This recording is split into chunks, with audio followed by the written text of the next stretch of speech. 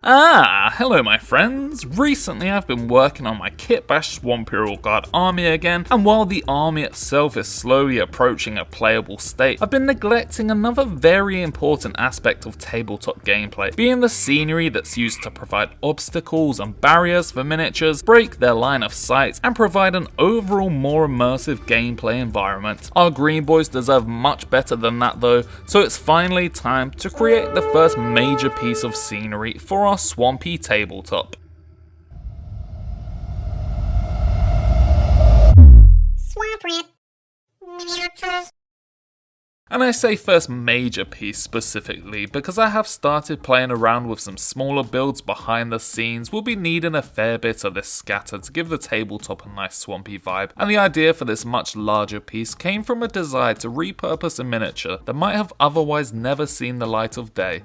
I was recently sent this bad boy by Frank's Panzer Corps, a small Etsy store who sell a bunch of cool looking resin vehicles for Warhammer 40k and other similar games, so a massive thank you to them and check out their store if you like what you see. This thing's basically a homegrown version of the Drukhari Razor Wing jet fighter, which can be a pretty formidable enemy on the tabletop, and while I was very excited to get it painted up, I had no intention of starting a Dark Eldar army anytime soon, which meant that on completion, this miniature would essentially be going straight into my storage cupboard and left to gather dust. That felt like way too much of a waste, especially since someone had been generous enough to send me this in the first place. So I had a few biscuits to get the old neurons firing and formed a plan of attack to immortalize this miniature in the realm of the Green Boys. Take a moment to appreciate its current relatively clean and vibrant state, because things are about to get a whole lot grimier. Now, like most of my builds, this thing is starting with some very humble beginnings, basically just a blob of ugly grey foam that will serve as the foundation for things to come. The fighter itself is pretty big, you know, less of a miniature and more of a bigatcher, am I right, guys? And I wanted it to look like it had crash landed in the swamps many years ago, slowly becoming part of the terrain as the trees and plants grew around it. So to help that on its way, I chopped off a chunk of this wing so I could give the impression that the ship was at least partially sunken into the swampy ground, and then chopped off some of the volume on these tail fins too, mainly to add a bit of extra crush damage, but also to reduce how much they'd obscure and cast shadows on other elements of the scenery. The foam was not to be spared from my butchery either, and once I'd carved away enough of it to sink the fighter down into a position that looked a bit more natural, I just used some hot glue to secure it in place. Next, in what's already being named as the biggest surprise of 2026, I'm adding some of my big old rooty swamp trees to this piece. Obviously that's a load of old codswallop as I do these in anything swamp related I make, and to be honest I'm starting to think that I'm turning into a bit of a one-trick pony with these guys, but yeah, I don't know, I just find myself gravitating towards them anytime I even think about swamps, which is quite often to be fair. I'm interested to know what you guys think though. Am I leaning too heavily on these trees for my swampy terrain? Do I need to broaden my horizons a bit more? And if so, what kind of stuff would you like to see instead? I've been playing around with some ideas for large tree-like mushrooms recently, so still kind of tree adjacent, but with a nice fungal twist to them at least. That's something for another day though, and I'm quite pleased with how these ones turned out anyway. It looks like the ship is well and truly wedged in there, so on to the rest of the build. The keen-eyed owls amongst you may have noticed I snuck some small cork additions onto the edge of the foam whilst building the trees, and this is a really easy way to make your terrain look a bit more natural. I see a lot of finished terrain that looks good, but you can still kinda tell it's just an amorphous blob of foam with flocks and rocks and all kinds of other stuff whacked on top, because our brains are subconsciously recognizing the unnatural blobby foam-like shape to it. But by adding a few little layers of torn up cork, I'm creating some nice variation to the terrain and hiding that unnatural edge that we don't want. And while the cork layers are great for this, they can sometimes read as stone or rock thanks to their craggy texture, which isn't what I want in this build, you know. I want nice gloopy, wet, muddy terrain similar to the stuff found in between your mum's toes, so I used some milliput to kind of merge and soften up some of the harsher edges of the cork and create some nice little swampy pools in the process to add a bit of extra moistness later on.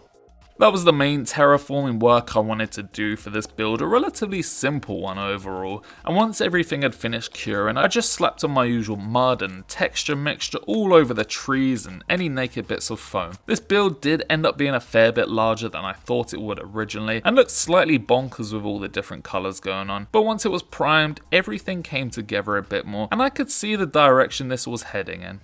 When I paint terrain like this, I like to have a good idea where I'll be placing all my foliage later on, as that's going to help me decide how much effort I need to put into certain areas. Like the ground will usually be covered with tufts and other plant life, so I don't spend a great deal of time there, whereas my tree trunks that will definitely be visible get a bit of extra love and attention. And recently I've been really enjoying painting stuff like these trees because there's nothing to really get wrong here, you know, there's no lines to overshoot or need to worry about messing up one of your previous layers or anything like that. You just keep whacking down paints and blending them together until you get something that looks sort of reasonably good. It's a nice change of pace from painting actual miniatures like your generic space marines and whatnot, and it feels quite therapeutic actually, so yeah, go and paint some trees, you'll love it. Anyway, for all the little swampy pools, I did a pretty simple blend of some green colours to get a nice dank looking base coat going on, and then slooped in some of my trusty swampy water goo effect stuff. It looks pretty horrendous here in its weird half dried state as I add some mud around it, but once it had fully set, it did have a nice wet sheen to it. That's what she said! Now for a ship that's supposed to have crash landed here long enough ago for actual trees to have grown around it, this thing was looking way too clean, and that simply would not do. So I set about a 3-step process to make this puppy feel more at home with the terrain. Step 1 was to do an initial layer of rusty paint chips and scuffs and all that good stuff, using a sponge with dark browns and orange colours for the initial layers of wear and tear, and then a brush to add more specific spots on areas like the edges of the panels. Step 2 was to thoroughly coat the ship in a nice thick layer of grime and dirt, using some streaking grime first because I haven't used it for a while and just felt like whipping it out, then following it up with some dirty down moss effect to bring some greenness into the mix and add to the patina of a lifetime of swampy exposure. Finally, for step 3, I wanted to bring the sponges out again for some slightly brighter green tones this time, just like the ones we used for painting the trees earlier. Using those same colours helps the ship feel more integrated into the scene rather than just being slapped on top of it, and the texture from the sponges at this scale looks like nice little patches of moss. I was quite pleased with how that little process worked. It didn't take too much time to get this ship looking appropriately swampy, and with that done, it was time to inject a bit more life into the terrain by adding all of our nice foliage and plant life. The crowns of the trees were the most foliage heavy just by pure volume, so I got to work on those first. And I started by adding these nice blobs of foliage onto each branch, being quite deliberate to begin with, but that was taking way too long, so once the first blobs were down, I just gave them a good soaking with glue and used them as nodules to chuck on big handfuls of mixed foliages, trying to build up a nice natural varied look. Once I was happy with the overall volume, I soaked everything in a mixture of watered down PVA glue and acrylic medium stuff, which would help hold everything together a bit better and also harden the surface of the foliage. This extra hardness is good to make the terrain more durable, but also because it allows me to paint directly onto it with much greater ease. The colours of all the mixed foliage together looks a bit weird if you leave it as is, but by chucking on a few coats of some watered down green colours, everything starts to look a bit more unified and less janky. Don't go too heavy with the paints though, as you want some of the variation from the foliage to show through still. And speaking of variation, I also like to add a bunch of the shrubbery stuff too, to add some different textures and give a much more leafy appearance. Your traditional kind of sponge clump foliage stuff doesn't look particularly natural on its own, so this helps a lot to break up the surface and yeah, just looks a bit more like actual trees, I suppose. I slap some more watered down paint or washes onto it if it's not quite blending in with the rest of the foliage, and there you go. Trees completed. I added some laser cut plants next, focusing these around the swampy pools where they can attract some attention, and then for the bits of exposed ground by the ship and roots of the trees, I just added a bunch of different coloured grass tufts, using some washes to help blend them together. Green Stuff World had sent me these really cool little shrubs recently, and I was excited to try them out on this build. The little pops of brown worked nicely to break up all the green colours, so those are really cool and will probably be appearing in more of my swampy builds from now on. And I was thinking that I'd be pretty much done at this point, but looking at the build I felt like it just needed an extra few little touches, with this larger swampy pool being a great area to start with. Along with the shrubs I received from Green Stuff World with these really cool little frogs and lily pads, and the larger pool was just begging to be turned into a pond for them, so I selected a few of my favourite ones and began painting them up. I thought they might be a little bit annoying to paint because they were so small and I was just getting a bit tired as I was approaching the end of this build, but they were genuinely the highlight of the whole thing for me in the end, as I never really paint stuff like this, and yeah, they were just so fun. I tried to make each one look slightly different from each other while still looking quite sort of frog-like still.